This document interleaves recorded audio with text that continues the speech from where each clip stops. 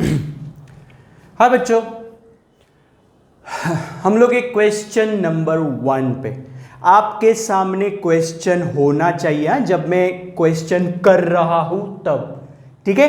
पहले पूरा क्वेश्चन पढ़ो, यस, बाद में ये सॉल्यूशन देखो, ठीक है।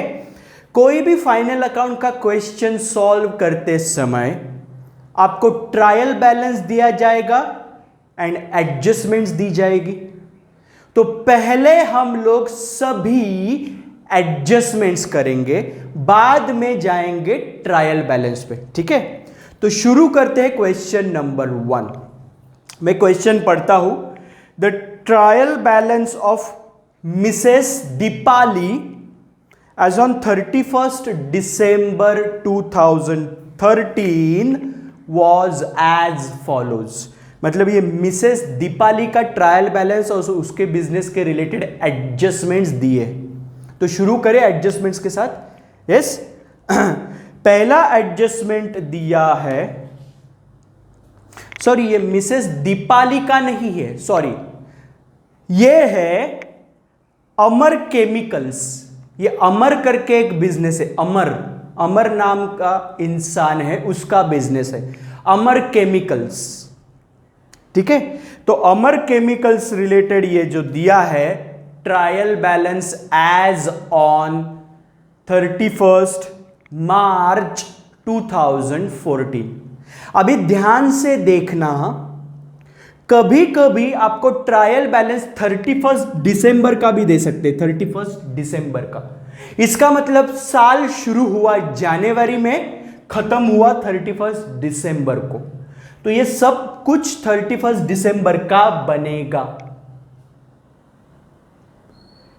करेक्ट। या आपको ट्रायल बैलेंस देंगे 31st March का। सो ये सब कुछ एज ऑन मतलब या for the year ended 31st March बनेगा, क्लियर। तो आपको देखना है कि ईयर एंड क्या दिया है, 31st December ईयर एंड दिया है या 31st March ईयर एंड दिया है। वो देख के मैन्युफैक्चरिंग अकाउंट के नीचे क्या लिखोगे, for the year ended 31st March 2000 जो भी दिया है वो, या 31st December ईयर एंड दिया है तो for the year ended 31st December। Clearly समझे। तो ईयर एंड क्या दिया है क्वेश्चन में क्लियरली देखना। ये क्वेश्चन में ईयर एंड दिया है 31st March 2014। तो यहां पे नीचे क्या लिखोगे मैन्युफैक्चरिंग अकाउंट के, for the year ended 31st March 2014। Trading account के नीचे भी same and profit and loss account के नीचे भी सेम। बैलेंस शीट के नीचे क्या लिखोगे, as on 31st March 2014। Clear. अभी शुरू करते हैं 1 by 1 एडजस्टमेंट्स को। पहला एडजस्टमेंट दिया है क्लोजिंग स्टॉक। अभी क्लोजिंग स्टॉक कहां पे लिखते हैं, याद है ना, क्लोजिंग स्टॉक ट्रेडिंग अकाउंट के क्रेडिट साइड लिखते थे। अभी आपके पास 3 क्लोजिंग स्टॉक होंगे, एक रॉ मटेरियल, WIP मतलब work in progress, and finish goods. तो raw material and work in progress का जो क्लोजिंग स्टॉक है वो जाएगा मैन्युफैक्चरिंग अकाउंट के credit side, and finish goods का जो क्लोजिंग स्टॉक है वो जाएगा ट्रेडिंग अकाउंट के क्रेडिट साइड। Clear, yes. तो क्लोजिंग स्टॉक कितना कितना है, पहला है मटेरियल, कौन सा है, स्टॉक ऑफ मटेरियल मतलब raw material 2,10,000 by closing stock. कौन कौन सा है, पहले मटेरियल 2,10,000। हर एक एडजस्टमेंट का 2 इफेक्ट देना कंपलसरी है। तो ये हुआ इफेक्ट नंबर 1। और कोई भी स्टॉक मतलब आपकी असेट है, असेट, तो दूसरा इफेक्ट कहां पे जाएगा, असेट, क्लोजिंग स्टॉक पहला है मटेरियल 2,10,000, करेक्ट। दूसरा कौन सा दिया है stock? Work in progress, WIP। कितने रुपए का स्टॉक दिया है? 12,500। इसका दूसरा इफेक्ट जाएगा असेट साइड में, WIP 12,500। और तीसरा स्टॉक दिया है फिनिश गुड्स 2,07,500। फिनिश गुड्स का क्लोजिंग स्टॉक कहां पे जाएगा? ट्रेडिंग अकाउंट में। सो बाय क्लोजिंग स्टॉक 2,07,500, ये भी मेरी असेट है, तो इसका भी दूसरा इफेक्ट असेट साइड में जाएगा। Finish goods 2,07,500। ये तीनों स्टॉक का टोटल करो और बाहर के साइड लिखो। कितना आएगा टोटल? 4,30,000। 4,30,000। समझ में आया? एडजस्टमेंट नंबर 1 के दो इफेक्ट, ये हुआ क्रेडिट इफेक्ट और ये हुआ debit effect. Clear? Yes. Adjustment number 2, depreciation to be provided at 2.5% on factory shed, 10% on machinery and 15% on furniture। मतलब पहले हम लोग डेप्रिसिएशन देंगे फैक्ट्री शेड का, करेक्ट। तो फैक्ट्री शेड कितने रुपए की है? फैक्ट्री शेड में ट्रायल बैलेंस में जाके देखता हूं फैक्ट्री शेड का अमाउंट कितना दिया है। भाई ट्रायल बैलेंस के डेबिट साइड में मिलेगा फैक्ट्री शेड। तो देखिए कितने रुपए का फैक्ट्री शेड दिया है? 20,000 रुपए का फैक्ट्री शेड दिया है ट्रायल बैलेंस में। तो मैं ट्रायल बैलेंस के डेबिट साइड से वो उठाऊंगा और शेड मतलब मेरी असेट है फैक्ट्री शेड, तो उसको उठा के असेट साइड डालूंगा। फैक्ट्री शेड अंदर के कॉलम 20,000 रुपए। अभी ये 20,000 पे 2.5%, 2.5% डेप्रिसिएशन देना। मतलब मुझे बताइए 20,000 का 1% कितना? 1%। कोई भी अमाउंट का 1% निकालना है तो उसके आखिरी 2 अंक मिटा दीजिए। 1, 2 मिटा दिया। तो 20,000 का 1% मतलब 200 और 1% मतलब और 200 और आधा परसेंट मतलब कितना? 1% मतलब 200, तो आधा परसेंट, 0.5% मतलब 100। तो ये हुआ 1%, 1% और ये आधा परसेंट हो गया 2.5%। कितना आया 2.5%? 500। तो डेप्रिसिएशन कितना देना है? माइनस डेप्रिसिएशन 500 रुपया देना है। बाहर के साइड जाएगा 19,500। और ये डेप्रिसिएशन का दूसरा इफेक्ट देना पड़ेगा 500 रुपए का। तो डेप्रिसिएशन ऑन फैक्ट्री शेड मतलब कौन से डेबिट में जाएगा? मैन्युफैक्चरिंग के डेबिट साइड जाएगा या ट्रेडिंग अकाउंट के debit side? Obviously factory shade मतलब मैन्युफैक्चरिंग रिलेटेड खर्चा है, तो मैन्युफैक्चरिंग के डेबिट साइड जाएगा। सिंपल। तो 2 depreciation on factory shade 500। Clearly समझ में आया? अभी दूसरा असेट कौन सा है? मशीनरी। मशीनरी भी कहां पे लगता है? मैन्युफैक्चरिंग में लगता है। तो उसके ऊपर का जो डेप्रिसिएशन है वो भी कहां डालोगे? मैन्युफैक्चरिंग अकाउंट के डेबिट साइड डालोगे, करेक्ट। तो पहले डेप्रिसिएशन कैलकुलेट करेंगे। ट्रायल बैलेंस में मैं जाता हूं और मशीनरी का कितना अमाउंट दिया है वो देखता हूं। मशीनरी का अमाउंट दिया है 1,30,000। वो ट्रायल बैलेंस से मैं उठाता हूं और कहां पे डालूंगा? मशीनरी। मशीनरी मेरी असेट है तो असेट साइड डालूंगा। मशीनरी 1,30,000। इसके ऊपर 10% डेप्रिसिएशन देना है, तो 1,30,000 30,000 के ऊपर 10%, मतलब कोई भी अमाउंट का 10% निकालना है तो उसमें से आखिरी एक अंक मिटा दीजिए। तो ये आखिरी अंक मिटा दिया तो कितना बचा? 13,000 रुपया, मतलब 10%।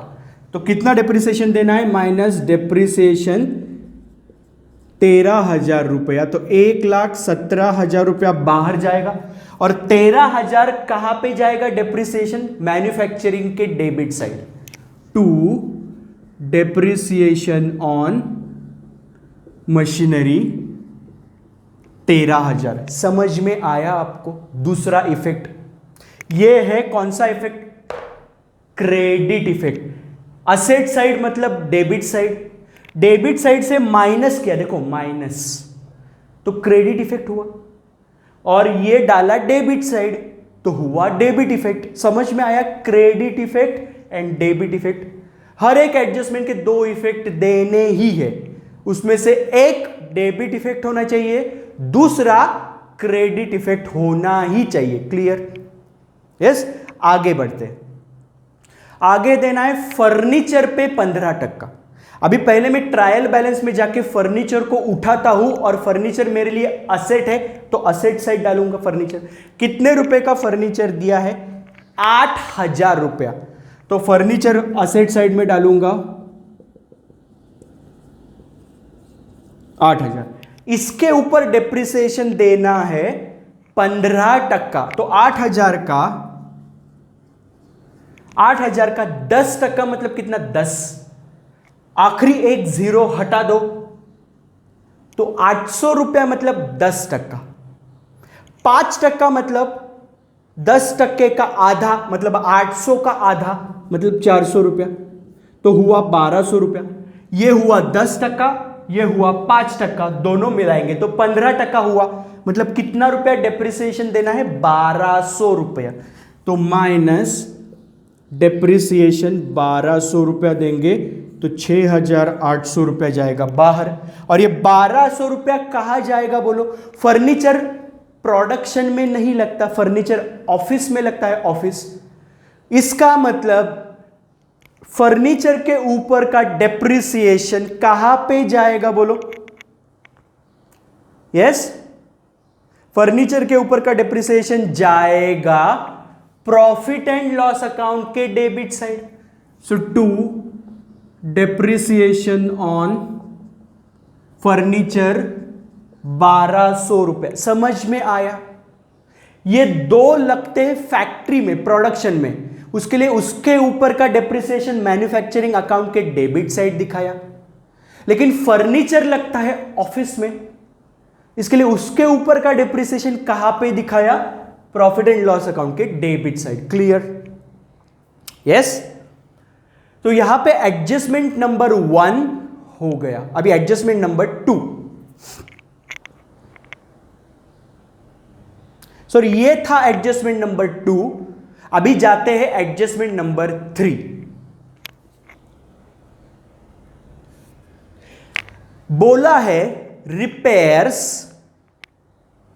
And rent and taxes are to be apportioned between factory and office in the ratio of 3:2, in the ratio of 3:2। मतलब फैक्ट्री एंड ऑफिस के बीच में 3:2 ये रेशो में कौन से खर्चे बांटने हैं? पहला खर्चा जो बांटना है फैक्ट्री एंड ऑफिस के बीच में वो है रिपेयर्स। तो मैं क्या करता हूं, टोटल रिपेयर्स का अमाउंट ट्रायल बैलेंस में कितना दिया है वो देखता हूं। टोटल रिपेयर्स का अमाउंट आपके ट्रायल बैलेंस में दिया है 2,500। कितना दिया है? 2,500 दिया है रिपेयर्स का अमाउंट। अभी 2,500 जो रिपेयर्स एंड रिन्यूअल दिया है वो 2,500 कहां पे डालना है? फैक्ट्री रिलेटेड खर्चा होगा तो मैन्युफैक्चरिंग अकाउंट में जाएगा, ऑफिस रिलेटेड खर्चा होगा तो प्रॉफिट एंड लॉस अकाउंट में जाएगा। इसीलिए उन्होंने बोला है कि ये रेशो में बांटो, ये रेशो में उसको बांटो। कौन से रेशो में? 3:2। मतलब 2500 रिपेयर्स का खर्चा है। ये 2500 के कितने हिस्से करेंगे पहले बोलो? 3 + 2, 5 हिस्से करेंगे, 5 हिस्से तो 5। तो हर एक हिस्से के पीछे कितना अमाउंट आएगा? 500 रुपया रिपेयर का अमाउंट आएगा। तो फैक्ट्री के कितने हिस्से हैं? 3 हिस्से हैं।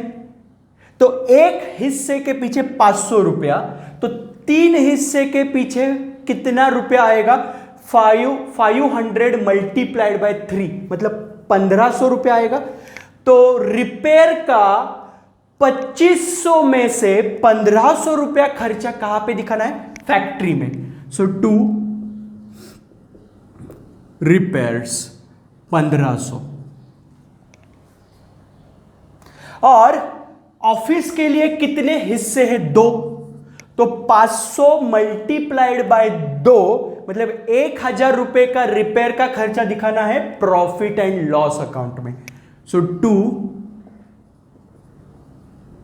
रिपेयर्स 1000 हो गया। 2500 रुपए का खर्चा बांटा, 1500 रुपया डाला मैन्युफैक्चरिंग अकाउंट में, 1000 रुपया डाला प्रॉफिट एंड लॉस अकाउंट में। समझा खर्चे को कैसे बांटा? समझा? यह है पहला खर्चा। और एक खर्चा है जिसको बांटना है। कौन सा है वो? Rent and taxes. सो मैं देखता हूं पहले ट्रायल बैलेंस में कि टोटल रेंट एंड टैक्सेस का अमाउंट कितना दिया है। 16,500 कितना दिया है रेंट एंड टैक्सेस का खर्चा? रेंट एंड टैक्सेस का टोटल खर्चा दिया है 16,500। कौन से रेशो में बांटना है? सेम रेशो है 3:2, मतलब 3 + 2 कितना हुआ? 5। तो 16,500 के कितने हिस्से करेंगे? 5 हिस्से करेंगे। So divided by 5, correct? 5 3s are 15, 5 3s are 15। मतलब हर एक हिस्से के पीछे कितना अमाउंट आएगा रेंट एंड टैक्सेस का? 3,300। तो फैक्ट्री के लिए कितने हिस्से? फैक्ट्री के 3 हिस्से हैं। तो 3,300 मल्टीप्लाइड बाय 3, उतना अमाउंट जाएगा मैन्युफैक्चरिंग अकाउंट में। सो 2 रेंट एंड टैक्सेस कितना जाएगा? 9,900। 3,300 मल्टीप्लाइड बाय 3 मतलब 9,900, और 3,300 मल्टीप्लाइड बाय 2, उतना खर्चा है ऑफिस का। ऑफिस मतलब प्रॉफिट एंड लॉस अकाउंट में जाएगा खर्चा। सो 2 rent and taxes 6,600। 3,300 multiplied by 2 is 6,600। Clear? आया समझ में आपको? तो रेंट एंड टैक्सेस को भी कैसे बांटा मैन्युफैक्चरिंग अकाउंट में and profit and loss account में, समझ में आया? ऑफिस मतलब profit and loss account, factory मतलब मैन्युफैक्चरिंग अकाउंट। क्लियर? यस? आगे बढ़ते हैं।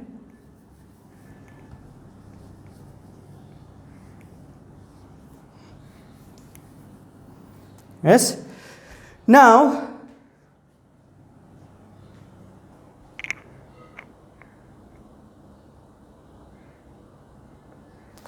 अगला एडजस्टमेंट है adjustment number 4, reserve for bad and doubtful debt is to be provided at 4% on debtors. Correct? तो आरडीडी 4% डेटर का प्रोवाइड करना है। क्लियर। तो पहले मुझे ट्रायल बैलेंस से डेटर्स को उठाना पड़ेगा एंड असेट साइड डालना पड़ेगा। तो मैं डेटर्स को उठाता हूं और असेट साइड डालता हूं। कितना दिया डेटर्स? आपको डेटर्स दिया है 1,35,000।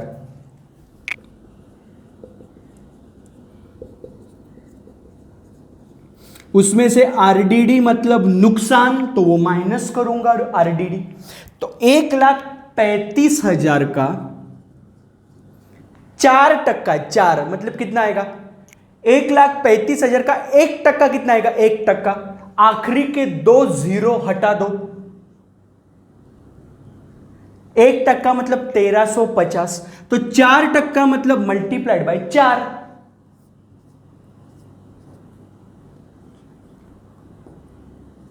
5,400 रुपया मतलब 4%। तो उतना आरडीडी माइनस करेंगे 5,400।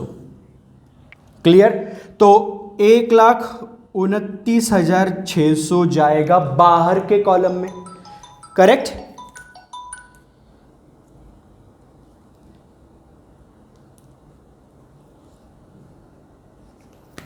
हेलो,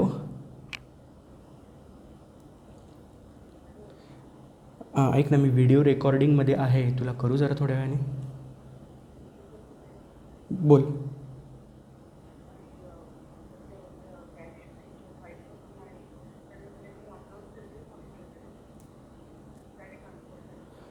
नाही नाही, बिंदास दे, काहीच प्रॉब्लेम नाही.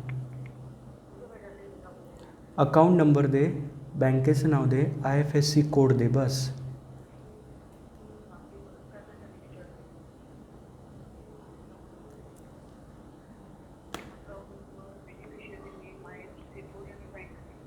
हां, मग तेवढंच तर सांगितलं मी तुला द्यायला. नाही, ॲब्सोल्युटली काय होणार नाही.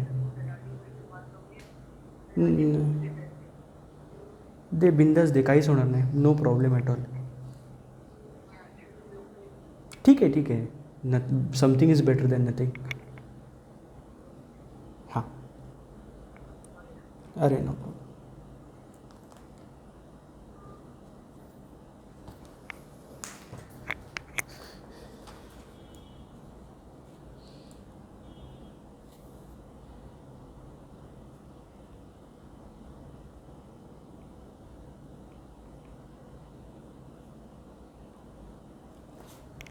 ओके, तो 5,400 मेरा नुकसान है आरडीडी. तो ये आरडीडी का दूसरा इफेक्ट कहां पे जाएगा? आरडीडी का दूसरा इफेक्ट जाता है प्रॉफिट एंड लॉस के डेबिट साइड, क्योंकि ये नुकसान है और नुकसान दिखाने की जगह है प्रॉफिट एंड लॉस अकाउंट की डेबिट साइड. करेक्ट. तो मैं क्या करता हूं, आरडीडी मतलब डेटर्स का नुकसान. तो ट्रायल बैलेंस में कोई ऑलरेडी आरडीडी या बैड डेट है क्या, देखता हूं जरा, क्योंकि अगर होगा तो ये सभी एक साथ दिखा देंगे. करेक्ट.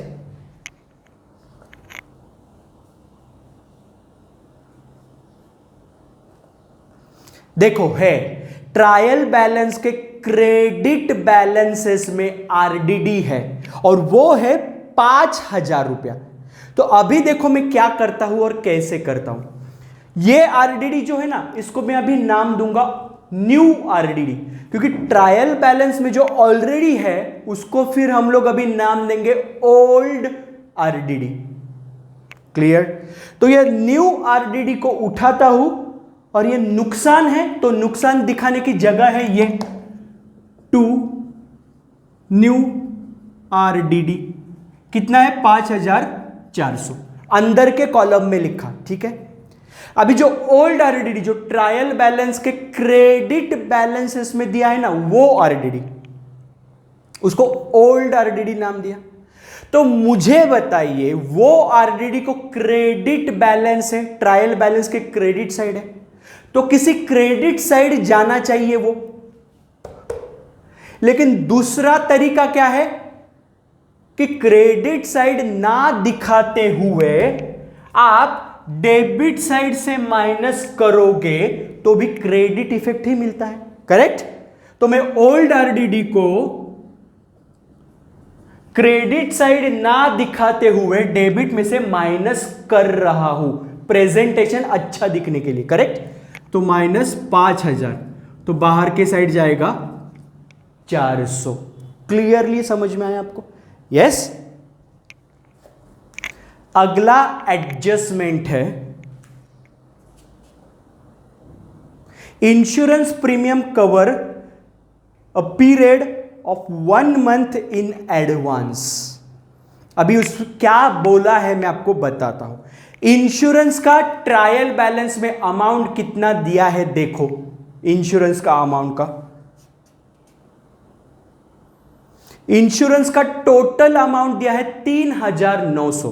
तो मैं क्या करता हूं, पहले उसको ट्रायल बैलेंस से उठाता हूं और इंश्योरेंस कहां पे जाएगा, कुछ बोला नहीं है कि फैक्ट्री का इंश्योरेंस है या ऑफिस का इंश्योरेंस है, करेक्ट। तो मैं क्या समझूंगा,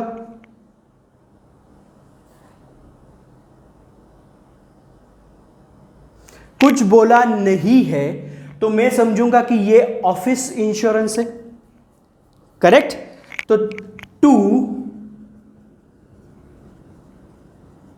इंश्योरेंस 3900 अंदर के साइड में डाला, करेक्ट। अभी एडजस्टमेंट में बोला है कि 1 महीने का एडवांस में पे किया है। मतलब मुझे बताइए, कोई भी इंश्योरेंस का खर्चा 12 महीने का रहता है, तो 3900 ये जो इंश्योरेंस प्रीमियम आपने जो पे किया है, इंश्योरेंस का प्रीमियम, ये भी 12 महीने का ही होगा। तो मुझे बताइए 3900 12 महीने का खर्चा है, तो 1 महीने का इंश्योरेंस प्रीमियम का खर्चा कितना आएगा, 12 3 जा 36, बचे 3, यहां से लिया 0, ये 12 2 जा 24, बचे 6, यहां से एक 0 लिया, 12 5 जा 60। मतलब 1 महीने का इंश्योरेंस का खर्चा है 325 रुपए। और एडजस्टमेंट में बोला है कि ये साल अपने अगले साल के 1 महीने का इंश्योरेंस पे किया है, क्लियर। लेकिन ये साल के प्रॉफिट एंड लॉस अकाउंट में इसी साल के इंश्योरेंस का खर्चा दिखाऊंगा मैं। जो अगले साल का इंश्योरेंस का खर्चा है वो अगले साल के प्रॉफिट एंड लॉस अकाउंट में दिखाई देगा। तो 1 महीने का, अगले साल के 1 महीने का इंश्योरेंस का खर्चा मैंने इसी साल पे किया। तो भले ही मैंने पे किया है, लेकिन वो इस साल के प्रॉफिट एंड लॉस अकाउंट में नहीं दिखा सकता। इसके लिए 1 महीने का इंश्योरेंस का खर्चा कितना आया, 325। मतलब ये 3900 में 325 रुपया प्रीपेड एक्सपेंसेस है, प्रीपेड इंश्योरेंस है 325। सो 3575 रुपया ही खाली ये साल का इंश्योरेंस का खर्चा है, और जितना ये साल का है उतना ही मैं दिखाऊंगा, बात खत्म। और ये जो प्रीपेड है, तो प्रीपेड एक्सपेंसेस कहां पे जाते हैं, asset side. Prepaid insurance 325। Clearly समझ में आया? 2 इफेक्ट। ये इफेक्ट है क्रेडिट इफेक्ट, डेबिट में से माइनस किया मतलब क्रेडिट इफेक्ट, और असेट साइड जाके लिखा मतलब डेबिट इफेक्ट। क्लियर? ऐसी हमारी सभी एडजस्टमेंट्स हो गई। अभी हम लोग आगे बढ़ते हैं ट्रायल बैलेंस के आइटम्स के साथ, ठीक है। ट्रायल बैलेंस के जितने भी आइटम्स है 1 बाय 1 उठाएंगे और यहां पे डालेंगे। क्लियर? तो पहला आइटम है गुडविल। गुडविल कहां पे जाएगा, गुडविल मतलब असेट, तो गुडविल में उठाऊंगा और असेट साइड डालूंगा, कितना है 50,000। तो गुडविल में डालता हूं यहां पे गुडविल, बीच में डाला है, मेरे पास जगह नहीं है इसके लिए बीच में डाला है गुडविल 50,000। क्लियर? टिक कर दो। बाद में फैक्ट्री शेड हो गया है, फैक्ट्री शेड ऑलरेडी हो गया है। बाद में मशीनरी ऑलरेडी हो गया है, फर्नीचर ऑलरेडी हो गया है, इन्वेस्टमेंट 10,000, इन्वेस्टमेंट मतलब मेरी असेट, तो इन्वेस्टमेंट को उठाऊंगा, 10,000 रुपया असेट साइड जाके लिखूंगा। तो यहां पर लिखूं क्या मैं,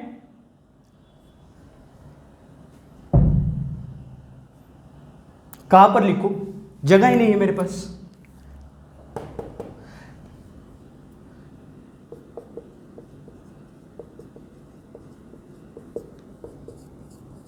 इन्वेस्टमेंट 10,000, ठीक है।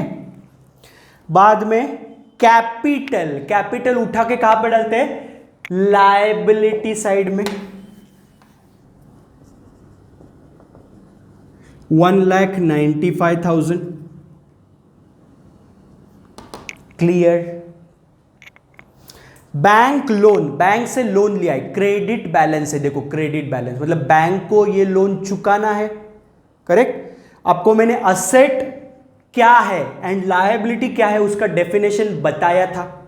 क्या है डेफिनेशन, असेट मतलब क्या, असेट किसी भी चीज के कारण मुझे फ्यूचर में पैसा मिलेगा तो वो चीज मेरे लिए असेट है, और किसी भी चीज के कारण मुझे फ्यूचर में किसी को भी पैसा देना पड़े तो वो मेरे लिए लायबिलिटी है। तो मैंने बैंक से लोन लिया है तो फ्यूचर में बैंक को पैसा देना पड़ेगा, मतलब बैंक लोन मेरे लिए लायबिलिटी है।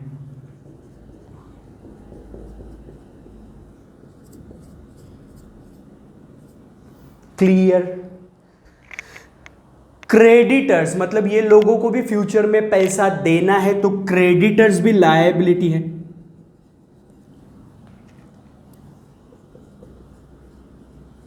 क्लियर। बाद में डेटर्स, ऑलरेडी हो चुका है डेटर्स, क्लियर। बाद में ओपनिंग स्टॉक, तीनों का ओपनिंग स्टॉक दिया है, तो मटेरियल मतलब रॉ मटेरियल का ओपनिंग स्टॉक उठाऊंगा और कहां पे डालूंगा, मैन्युफैक्चरिंग अकाउंट में। To raw material opening stock, कितना दिया है रॉ मटेरियल ओपनिंग स्टॉक, 1,30,000। बाद में WIP ओपनिंग स्टॉक कितना दिया है, 7,500। To WIP stock 7,500 and finish goods opening stock 82,500, वो जाएगा ट्रेडिंग अकाउंट में फिनिश गुड्स का। So to finish goods opening stock 82,500, clear. बाद में सेल्स 11 लाख, सेल्स, तो सेल्स जाता है ट्रेडिंग अकाउंट के credit side by sales 11 lakh. बाद में मिसलेनियस इनकम, इनकम मतलब मिसलेनियस इनकम कहां पे जाएगी, मिसलेनियस मतलब इनडायरेक्ट इनकम, इनडायरेक्ट इनकम कहां पे जाते हैं, प्रॉफिट एंड लॉस अकाउंट के credit side bye miscellaneous income 4,000 रुपया है, करेक्ट। बाद में बैड डेट रिजर्व ऑलरेडी हो गया है, यहां पे देखो ओल्ड RDD 5,000 ऑलरेडी हो चुका है। बाद में परचेस ऑफ मटेरियल मतलब रॉ मटेरियल परचेस कहां पे डालोगे, मैन्युफैक्चरिंग अकाउंट में। टू परचेस ऑफ मटेरियल 8,60,000 रुपया, क्लियर। बाद में freight on material, freight, freight मतलब ट्रांसपोर्टेशन एक्सपेंसेस, जो मैंने मटेरियल खरीदा है उसको मेरी जगह लाने के लिए टेम्पो किया मैंने, टेम्पो, उसका खर्चा मतलब freight on material. So to freight FREIGHT on material, कितना है फ्रेट ऑन मटेरियल, 15,000 रुपये, क्लियर। मतलब मटेरियल को लाने के लिए जो खर्चा किया वो भी मैन्युफैक्चरिंग अकाउंट में ही जाएगा, करेक्ट। बाद में फैक्ट्री पावर, फैक्ट्री में जो इलेक्ट्रिसिटी लगता है उसका खर्चा 15,000 हुआ, वो कहां पे जाएगा? मैन्युफैक्चरिंग अकाउंट में। सो टू फैक्ट्री पावर 15,000, क्लियर। बाद में सैलरी एंड वेजेस, फैक्ट्री का जो सैलरी एंड वेजेस है वो दिया है 1.5 लाख, तो वो जाएगा मैन्युफैक्चरिंग अकाउंट में। टू 1.5 लाख। एंड ऑफिस का जो सैलरी एंड वेजेस है वो कहां पे जाएगा? प्रॉफिट एंड लॉस अकाउंट में। कितना दिया है? 65,000। So to salary and wages 65,000, clear.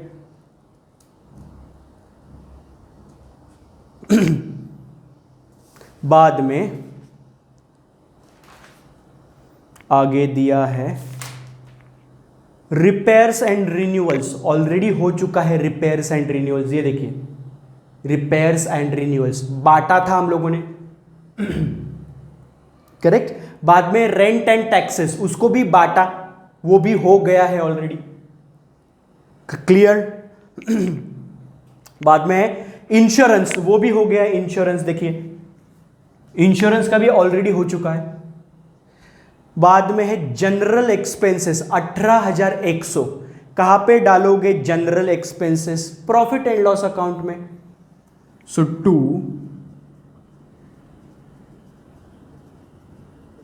18,100,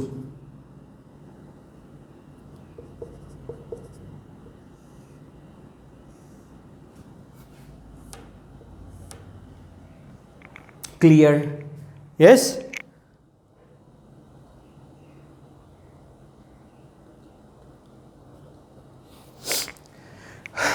सब कुछ हो गया, यस।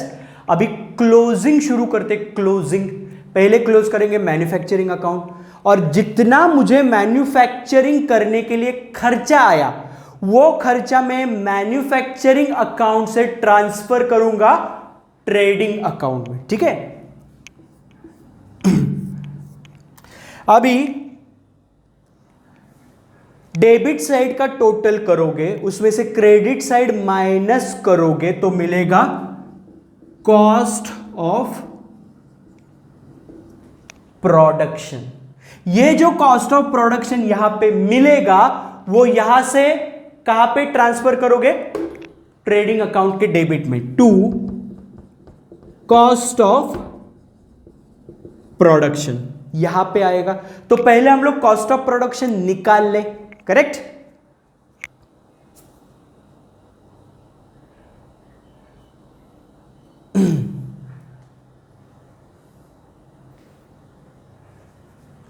ओके, अभी मैं आपको एक बात बताने वाला हूं, ठीक है। ये जो मैन्युफैक्चरिंग अकाउंट आपको दिख रहा है ना, करेक्ट, ये मैन्युफैक्चरिंग अकाउंट का थोड़ा प्रेजेंटेशन में चेंज करने वाला हूं। क्या करने वाला हूं? चेंज। कैसे और किसका? रॉ मटेरियल का। किसका? जो रॉ मटेरियल है ना, रॉ मटेरियल उसका। अभी कैसे चेंज करूंगा जरा ध्यान से देखिए, ठीक है। ये आपको रॉ मटेरियल का ओपनिंग स्टॉक दिखता है। रॉ मटेरियल ओपनिंग स्टॉक है 1,30,000। नया रॉ मटेरियल कितने रुपए का परचेस किया? 8,60,000। ये परचेस करते समय जितने भी खर्चे हुए, रॉ मटेरियल परचेस करते समय जितने भी खर्चे हुए वो कौन कौन से थे? यहां पे तो एक ही दिखाई दे रहा है, कौन सा? फ्रेट। और क्या दिखाई दे रहा है रॉ मटेरियल के बारे में? Closing stock. ये तो ये सभी अलग अलग जगह है, सभी रॉ मटेरियल के रिलेटेड ही चीजें हैं लेकिन अलग अलग जगह दिख रहा है। तो अभी मैं क्या करूंगा, ये सभी को एक साथ लिखूंगा। कैसे? यहां पर देखिए मैं दिखाता हूं। Opening stock of raw material है ना, ठीक है, एक काम करते चलो, ये क्वेश्चन में हम लोग ऐसे ही रखेंगे। अगले क्वेश्चन में ये जो अलग अलग रॉ मटेरियल के बारे में चीजें अलग अलग जो लिखी है उनको एक साथ लिखेंगे। ठीक है, अभी ये क्लोज करोगे आप तो आपको मिलेगा कॉस्ट ऑफ प्रोडक्शन। करेक्ट, तो डेबिट साइड का टोटल यहां पे लिखिए, उसमें से ये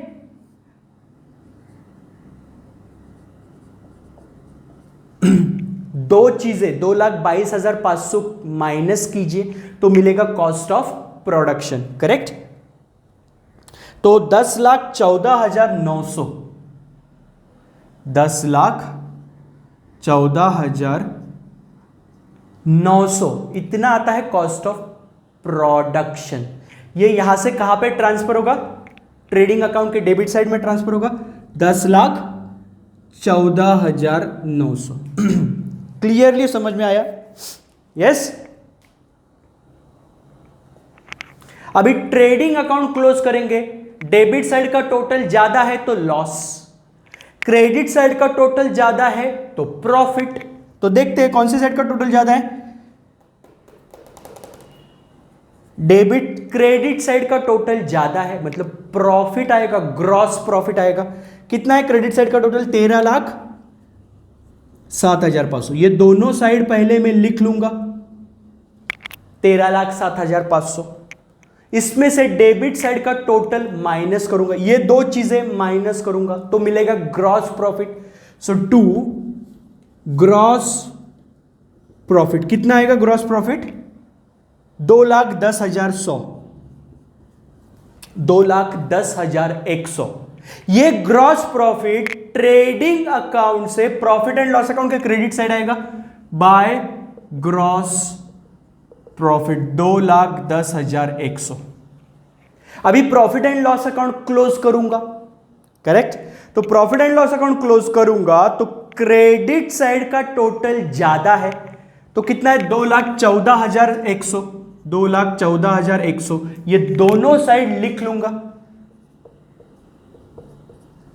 उसमें से ये जितना भी डेबिट साइड में दिखता है ना, अभी आउटर कॉलम दिखना, ये कॉलम देखना, ये कॉलम मत देखना, ये कॉलम देखना। इसका टोटल जो आएगा वो 2,14,100 में से माइनस करना तो मिलेगा net profit. So to net profit कितना आ रहा है? Net profit 1,18,225। कितना आ रहा है? 1,18,225 इतना आ रहा है नेट प्रॉफिट। नेट प्रॉफिट मतलब कैपिटल में जाके क्या करोगे? Add net profit 1,18,225। तो दोनों का टोटल करके बाहर के साइड डालो 3,13,225, 3,13,225। तो बैलेंस शीट अभी टैली होनी चाहिए। तो बैलेंस शीट कितने में टैली होगी? 7,63,225, 7,63,225। यहां पर भी उतना ही आएगा, ये टोटल भी 7,63,225 आना चाहिए। क्लियर? यस, समझ में आया आपको कैसे किया? या तो ये था question number 1 of manufacturing final account. Clearly समझा कैसे किया? अगले लेक्चर में ये जो रॉ मटेरियल की रिलेटेड चीजें हैं ना, ये लोग अलग अलग नहीं दिखाएंगे, एक ही जगह दिखाएंगे। ठीक है, तो मिलेंगे अगले लेक्चर में। तब तक के लिए थैंक यू सो मच।